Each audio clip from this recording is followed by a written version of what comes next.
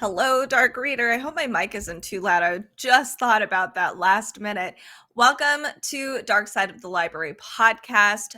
Today's episode, I am going to be talking about nonfiction releases that came out or are coming out April 2024. Today is April 25th, so we only have a couple days left of April, but I wanted to showcase a few nonfiction reads that Carrie and I thought were going to be really awesome. They're dark and spooky. Make sure to comment and let us know where you're watching from. We'd love to hear from you if you are watching live. If you're listening to our recording, I'm sorry, but tune into our live show next time. By the way, if you are interested in any of these books, we will be publishing our show notes on darksideofthelibrary.com. They are affiliate links, so we do get a small commission if you do happen to buy or click on any of these links in the future. All right, so the first one I want to share with you today, our first nonfiction read, is The Complications on Going Insane in America. Interesting book. This is published by Harper One, and this is by Emmett Rensin. So this is coming out, or already came out, April 23rd. If you are interested and you are watching the live show or just a recording, you can find the QR code right here, and you can see where all of this stuff is at and read it for yourself. But here's what it says. This book is an intimate portrait of what it's like to live with schizoaffective disorder of the bipolar type, as well as biting revelatory critique of America's mental health culture. So this will be interesting, very much so if you're really into behavioral health. Our author has written and edited articles for major national media outlets and taught writing and literature at prestigious schools. But he has also lost jobs and friends, been hospitalized and institutionalized. So it's a personal sort of, it's not quite an autobiography, but like he's got a personal sentiment to this. So he's cycled through a lot of daunting combinations of medication and therapy methods, all of that stuff. And this is a very, very honest take of what his life has been like and what, a lot of people who have had to deal or do deal with schizoaffective disorders of the bipolar type.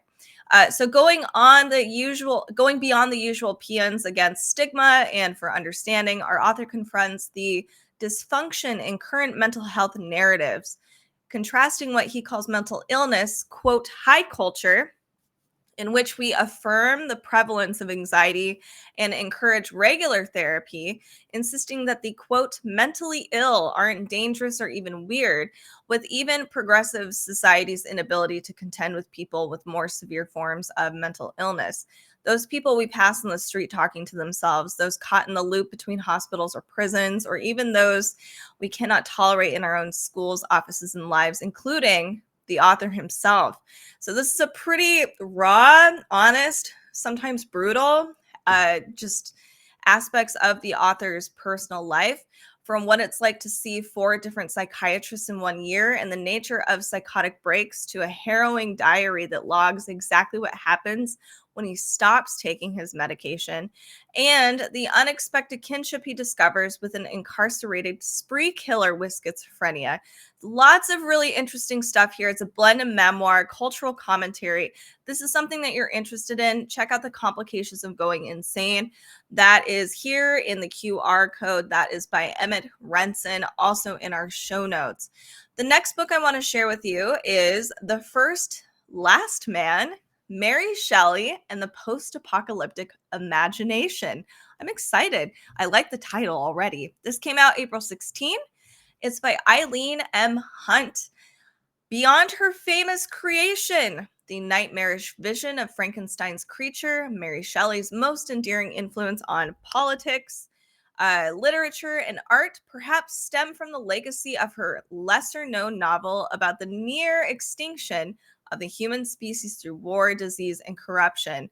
So this novel, The Last Man, that came out in 1826, gives us the iconic image of a heroic survivor who narrates the story of an apocalyptic disaster in order to save humanity.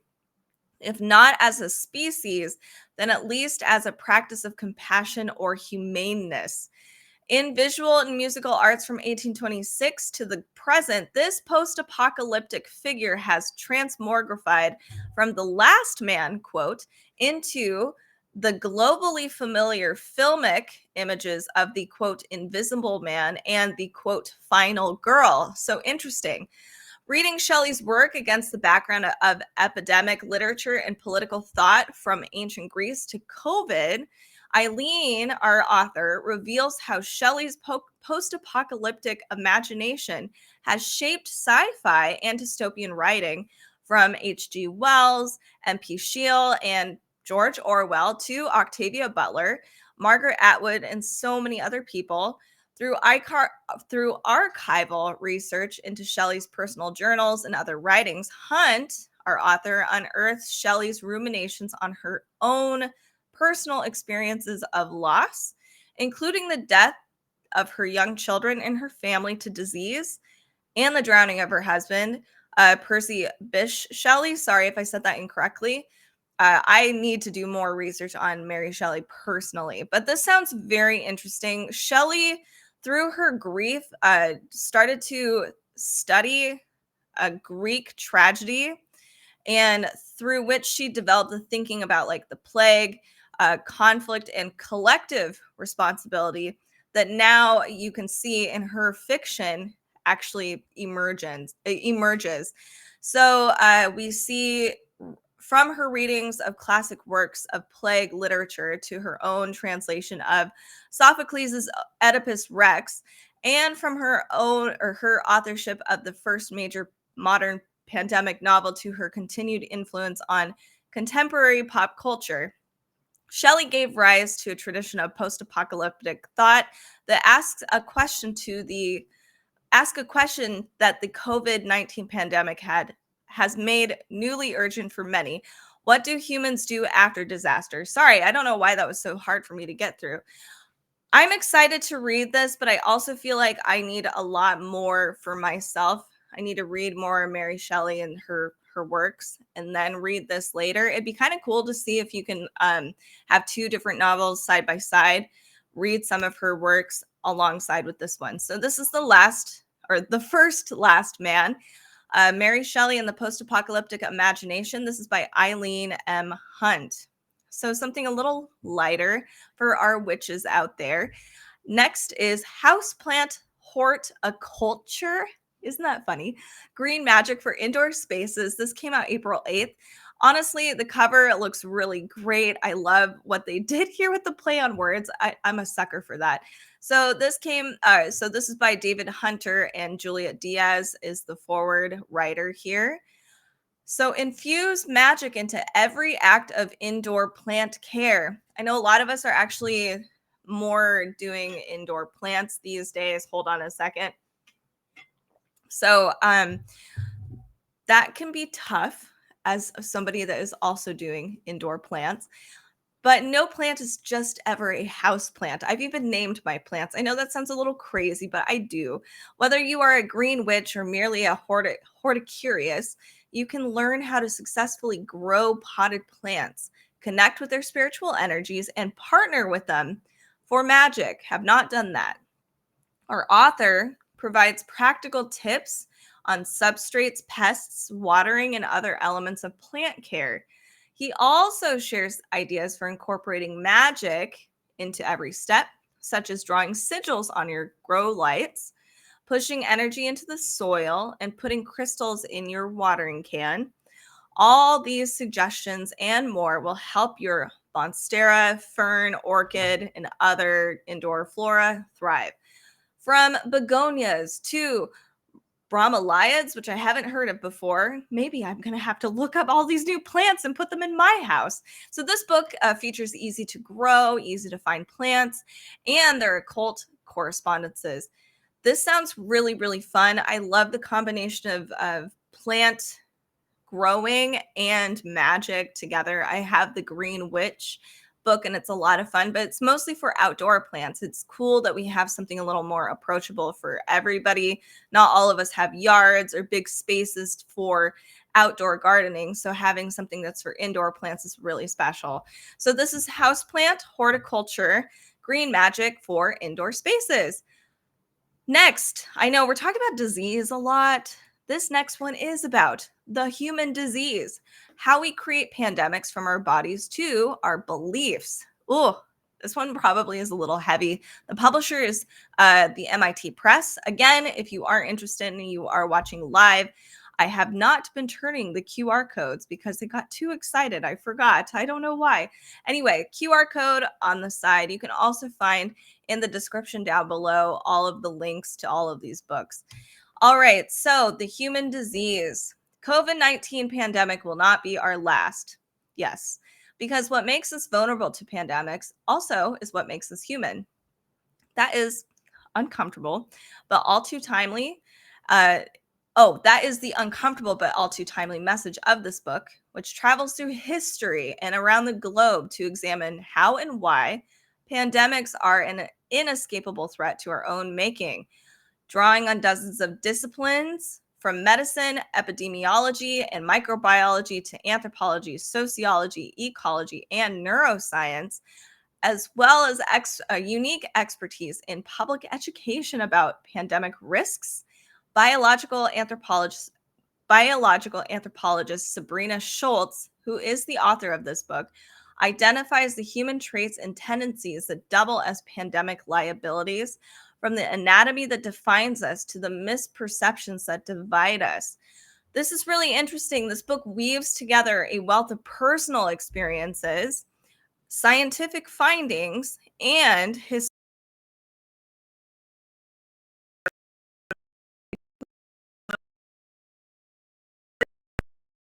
Oh no, I've lost my recording here. I apologize. Hopefully the delay isn't too long. Anyway, for our podcast listeners, let's keep going. We have Sholts brings dramatic and much needed clarity to one of the most profound challenges we face as a species. Though the COVID-19 pandemic looms large in Sholts' account, it is, in fact, just one of the many infectious disease events explored in this book. With its expansive evolutionary perspective, this book explains how humanity will continue to face new pandemics because humans are the ones that actually cause them. By the ways that we are and the things that we do, by recognizing our risks, the author suggests we can take actions to reduce them. When the next pandemic happens and how bad it becomes are largely within our highly capable human hands and will be determined by what we do with our extraordinary human brains. We have a lot more power than we think. So this is The Human Disease. This is published by the MIT Press. It is by Sabrina Sholts. Sounds really interesting. This next one is a very heavy book, and it actually came out in March, but I wanted to bring this up because this is, again, kind of a really important topic. Fallout came out on Amazon, so I'm like, well, what a fitting book. It is called Nuclear War, a Scenario. This came out March 26th. This is by Annie Jacobsen. Let me put the QR code up here. So what it says, there is only one scenario other than an asteroid strike that can end the world as we know it in a matter of hours, and that is nuclear war. And one of the triggers for that war would be a nuclear missile inbound towards the US. Yay. So every generation, a journalist has looked deep into the heart of the nuclear military establishment. The technologies, we have safeguards, the plans, the risks. These investigations are vital to how we understand the world we really live in, where one nuclear missile will beget one in return, and then another, and then another, and then another. And where the choreography of the world's end requires massive decisions made on seconds' notice with information that is only as good as the intelligence we have. So, as you can see, this book isn't like cheerful, really. It's definitely spooky. It's very close to our hearts, ever since World War I, World War II. So this book explores the ticking clock scenario based on dozens of exclusive new interviews with military and civilian experts who have built the weapons, have been privy to the response plans, and have been responsible for those decisions should they have needed to be made. Nuclear War, a scenario examines the handful of minutes after a nuclear missile launch. It is kind of essential reading and unlike any other book in its depth and urgency. I have to say, I'm going to probably pick this one up. I don't like it's one of those books I really don't want to pick up, but I think it's really important.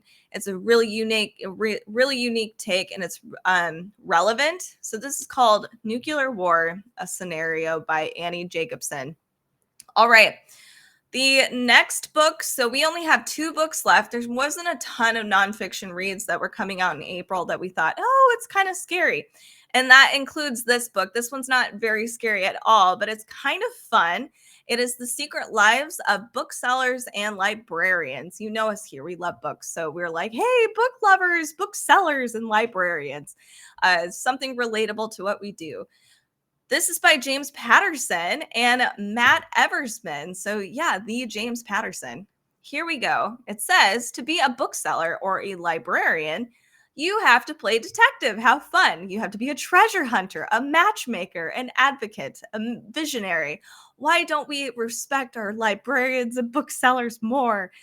So a person who creates, quote, book joy by pulling a book from a shelf, handing it to someone and saying, you've got to read this. You're going to love it.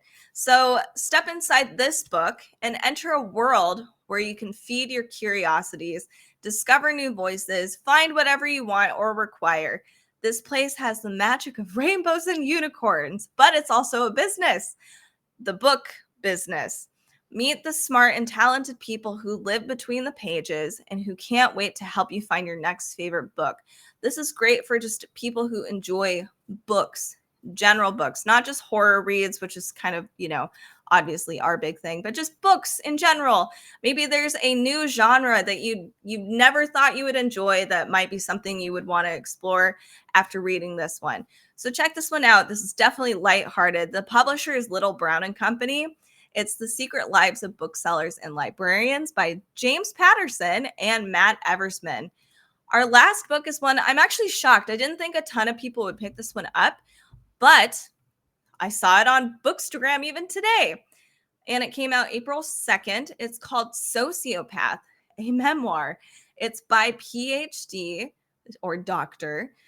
Patric Gagne, who she realized at a very early age, like kindergarten, she made people really uncomfortable. Something about her caused people to react in a way she was just like, what? What am I doing? She suspected it was because she didn't feel things the way that other kids did. Emotions like fear and guilt and empathy just totally eluded her. For the most part, she felt nothing. And she didn't like the way that, quote, nothing felt. So she did her best to pretend that she was like everybody else. So she started to mask, but the constant pressure to conform to society she knew rejected anyone like her was horrible. Like, of course, I think a lot of people can relate to that. So Patric stole. She lied. She was occasionally violent. She became an expert lockpicker and home invader, all with the goal of replacing the nothingness with just something. In college, Dr. Patric Gagne finally confirmed what she'd long expected. She was a sociopath. But even though it was the very first personality disorder identified well over 200 years ago, sociopathy had been neglected by mental health professionals for decades, which is totally true. It's still not one that I think a lot of people throw it around like, oh, you're a sociopath, but I just think people don't actually get it. Makes sense. She was told there was no treatment, no hope for a normal life. She found herself haunted by sociopaths in pop culture, madmen, evil villains who are considered monsters, and she thought her future looked grim.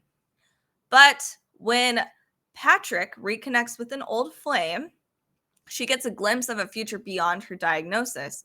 If she's actually capable of love, it must mean that she isn't a monster.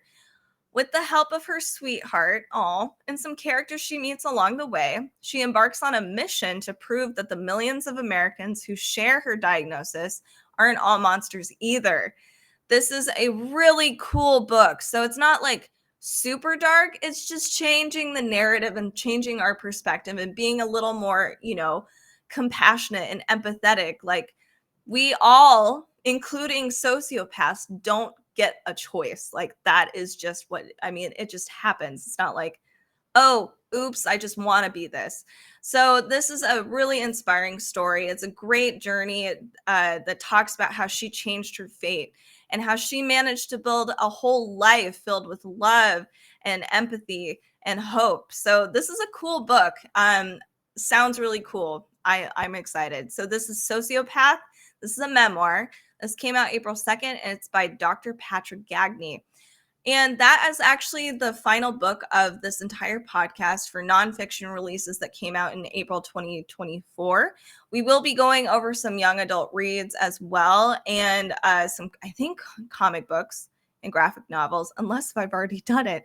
But that will be coming up for either April or May, by the way, just so you're aware. Make sure to subscribe, to like, to follow here on YouTube or your favorite listening app. We do a ton of horror novels, so if that's your jam, we are your place. Thank you so much for listening today. We will see you in the next live stream